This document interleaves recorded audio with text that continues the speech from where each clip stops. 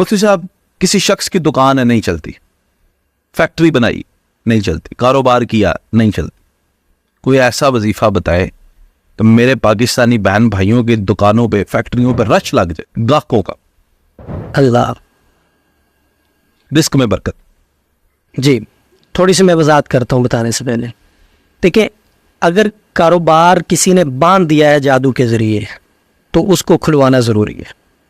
اگر بندش نہیں ہے, ویسے ہی گاہک نہیں آ رہے, کاروبار نہیں چل رہا, رزق نہیں مل رہا, اور یہ بندہ یہ چاہ رہا ہے کہ میرے پاس گاہکوں کا رش ہو, لوگ میرے ساتھ زیادہ جڑیں, چیزیں خریدیں, میں بیچوں, تو اس صورت میں وظائف ہیں, کرنے چاہیے. اللہ فضل فرماتے ہیں اور مخلوق خدا جو ہے نا وہ مسخر ہو جاتی ہے.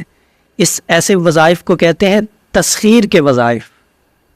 میں ایک وظیفہ ہے سورہ الرحمن. بتانے سے پہلے مجھے بتائیے گا عملی طور پہ خود بھی کیا ہوا ہے؟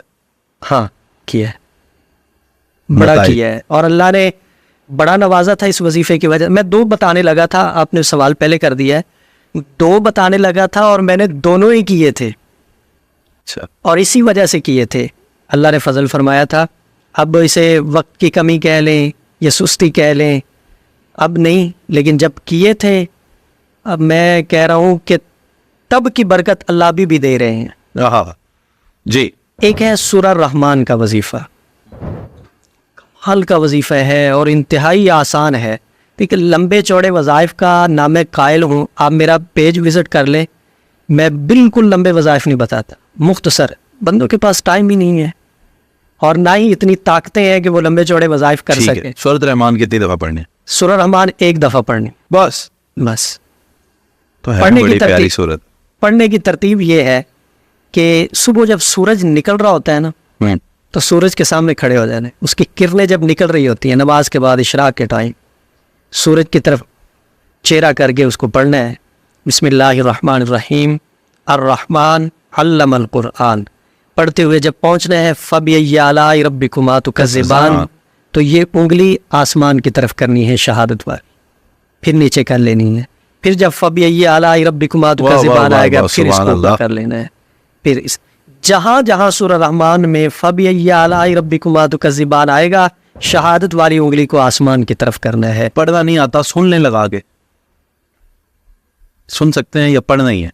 یاد بہتر یہ ہے کہ اس کو پڑھا جائے, لیکن اگر عمر زیادہ پڑھ لے, ہاں لکھی ہوئی پڑھ لے, لکھی ہوئی یاد آنا ضروری ہے. ٹھیک. اگر عمر زیادہ ہوگی ہے, پڑھی نہیں جا سکتی, تو پھر سننے پہ اکتفا کیا جا سکتا ہے. ویسے پڑھنا بہتر ہے, بالکل اوپر دیکھ کے بھی پڑھی جا سکتی ہے, زبانی پڑھنا ضروری نہیں ہے. 1 دفعہ سورہ رحمان کو پڑھنا ہے, جہاں فَبِأَيِّ آلَاءِ رَبِّكُمَا تُكَذِّبَانِ آئے گا وہاں شہادت کی انگلی پر. روزانہ یہ کرنا ہے. پہلے 41 دن آپ کریں گے تو نیچے طبقے کے لوگ آپ کے ساتھ جڑیں گے, اور اس طرح جڑیں گے جس طرح شہد کے چھتے کے اوپر مکھیاں جڑتی ہیں. دوسرے 41 دن کریں گے تو متوسط لوگ آپ کے ساتھ جڑیں گے, اور تیسرے 41 دن آپ کریں گے تو ہائی لیول کے لوگ آپ کے ساتھ جڑیں گے, آپ کے کسٹمر بنیں گے, آپ کے ساتھ محبت کریں گے, پیار کریں گے. یعنی آپ جیسے لوگ نہیں, ہم تم سے لوگ. ماشاء اللہ. مالی اعتبار سے کہہ رہا ہوں کہ دوسرا بھی بتائے. دوسرا بھی اسی طرح بالکل آسان ہے. جی. میں نے یہ بھی کیا ہے, اس کی برکات, کرامات, اس کے کرشمات میں نے اپنی آنکھوں سے دیکھے ہیں اور دوسرے کے بھی دیکھے ہیں. وہ ہے بسم اللہ الرحمن الرحیم کا. یہ بھی سورج کی طرف دیکھ کے ہی کرنا ہے, اور 786 مرتبہ روزانہ بسم اللہ الرحمن الرحیم کو پڑھنا ہے. 15 سے 20 منٹ بھی نہیں لگتے.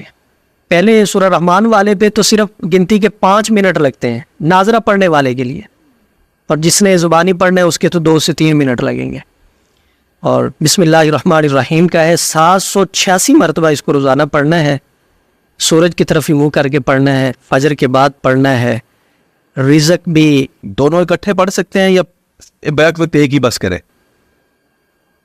پڑھے جا سکتے ہیں, لیکن تھوڑا سا وقفہ رکھ کے 10-15 منٹ کا وقفہ رکھ پڑھے جا سکتے. ٹھیک, بالکل صحیح. بہت بہت کمال جناب آپ نے یہ بات بتائی.